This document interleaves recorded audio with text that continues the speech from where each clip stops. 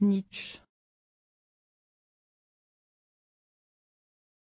Nietzsche, contexte historique.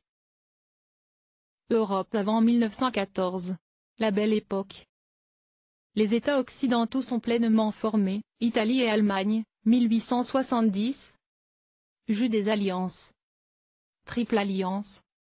Triple entente. Nietzsche, contexte historique. Le colonialisme et la conférence de Berlin, 1885.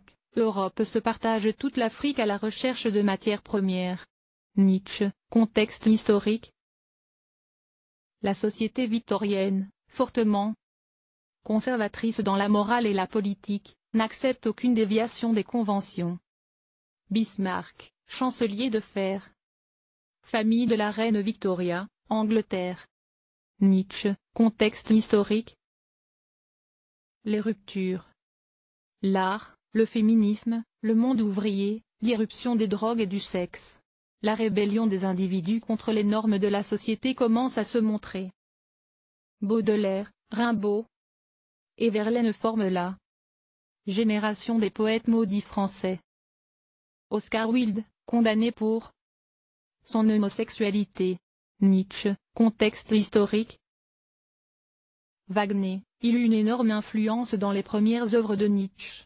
Celui-ci considérait que le musicien reflétait parfaitement les racines germaniques. Postérieurement ils se sépareront vu le croissant mysticisme de Wagner. Nietzsche, contexte historique. La rébellion contre la philosophie.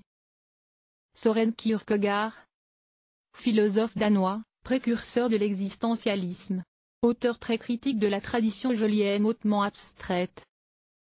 Il revendiquait une relecture de la philosophie du point de vue d'une religion vue comme une angoisse, incompréhensible, quelque chose qui va plus loin du rationnel. Miguel de Unamuno l'a imité d'une certaine façon. Nietzsche, contexte historique. La rébellion contre la philosophie.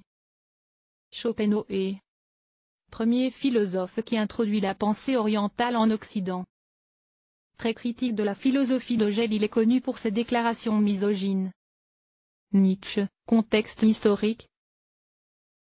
Le darwinisme social. C'est une époque de pessimisme et qui tend à la pensée irrationnelle. Herbert Spencer adapte l'évolutionnisme au capitalisme, voit la société comme une lutte de tous contre tous. Nietzsche, contexte historique. À cette époque la sociologie et la psychologie se définissent comme des sciences positives face à la philosophie. Freud commencera ses travaux pendant la dernière période de Nietzsche. Tous les deux partagent une critique acide de la société occidentale, affiche des Sex Pistols. La rébellion contre la morale. Mai 1968, Paris. Surhomme, manifestation nazie, 1936. Le nihilisme. Nos futurs. Affiche des Sex Pistols. 1977. Nietzsche, critique de la morale. La morale du XX siècle est corrompue, antinaturelle, contraire à la vie et soumise au ressentiment. Pour expliquer la décadence, Nietzsche propose une étude généalogique, les origines, de cette morale en se remontant à la Grèce. Morale de seigneur, celle des temps homériques. Les hommes se donnent eux-mêmes les valeurs morales sans peur des conventions et des lois. Morale d'esclaves, l'époque de la démocratie grecque et du christianisme. Les faibles, non sûrs d'eux-mêmes, s'unissent comme le seul moyen de soumettre les forts et imposer une morale de ressentiment et de culpabilité, devant Dieu, la loi, les autres. Nietzsche, critique de la morale. Avec cette critique, Nietzsche proclame la vision de l'esprit apollinien face au dionysiaque. L'apollinien, l'ordre, l'équilibre, la soumission des passions à la raison. Le dionysiaque, la joie de vivre, le désordre, l'excès, le déséquilibre, la passion.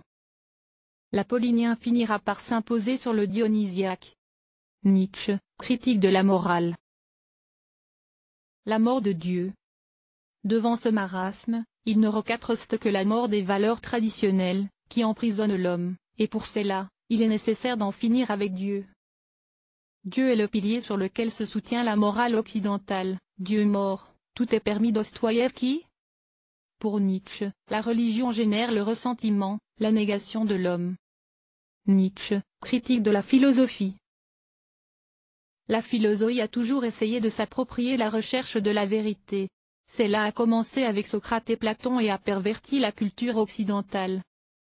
La philosophie a aussi détruit la vie car elle propose toujours des concepts fermés pour comprendre une réalité toujours changeante. Derrière la philosophie se trouve la prétention de la volonté de pouvoir, le désir des philosophes d'appréhender la réalité à travers leurs concepts. Et cela a fait que la réalité se pétrifie et se déforme. Nietzsche, critique de la science. La science est un prolongement de la philosophie dans son essai d'arriver à une vérité absolue. Mais la science échoue. Elle réduit la réalité complexe à des variables égales. La complexité est réduite à la quantité. La science ne dit rien sur la morale ou l'esthétique. Donc elle n'est pas pertinente pour comprendre la vie. La science réduit la morale à l'intérêt de l'État, elle se vend à celui-ci. Une fois que Dieu est mort, l'État se transforme en le plus froid de tous les dieux. Pour éviter la perte de sens, les hommes se réfugient dans l'idole de l'État. Nietzsche, le nihilisme. Foi signifie ne pas vouloir savoir la vérité. Nier Dieu sera la seule façon de sauver le monde. Nietzsche, le nihilisme. Quand toutes les certitudes possibles disparaissent, nous nous trouvons face à l'absence de sens de notre existence, le vide, rien. C'est ce que Nietzsche appelle nihilisme. La culture occidentale est condamnée à ce nihilisme mais elle doit être capable de dépasser ce marasme et de s'imposer de nouvelles valeurs. C'est dans cette voie que se trouve la pensée constructive de Nietzsche. Nietzsche, le perspectivisme. Devant le problème de la vérité, Nietzsche défend le perspectivisme. La réalité est très complexe et possède de nombreuses facettes toutes aussi valables les unes que les autres, et l'homme essaie de les trouver, volonté de pouvoir. Pour cela le concept ne nous suffit pas car il pétrifie une des facettes. Il faut utiliser la métaphore car elle possède beaucoup de signification et de sens. Face à la science et à la philosophie, Nietzsche défend l'art comme représentation fondamentale de la réalité.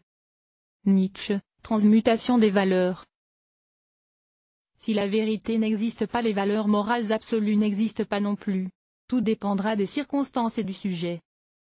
Comme conséquence, Nietzsche défend un relativisme moral ou plutôt une amoralité, il faut être au-delà du bien et du mal. Ce relativisme ne se limite que devant une chose, le bien c'est ce qui est en faveur de la vie comprise dans un sens complexe, passionnel, où le dionysiaque et la joie de vivre marquent le bien. Nietzsche, le surhomme. L'anthropologie de Nietzsche est marquée par l'apparition d'un individu fort, capable de se donner des valeurs à soi-même sans se soucier de rien. Au fond c'est une revendication de l'authenticité et de la supériorité morale des forts. Métaphore du chameau, du lion et l'enfant. Le chameau, il supporte le poids de la tradition. Il ne sait que regarder vers le passé et ne profite pas du présent. Lion, c'est le moment où l'homme se révolte contre la tradition et détruit tout. Il représente le dernier homme pour Nietzsche. L'enfant, il représente l'absence du sentiment de culpabilité, l'innocence. Il regarde vers le futur et ne se souvient pas du passé. C'est l'état du surhomme.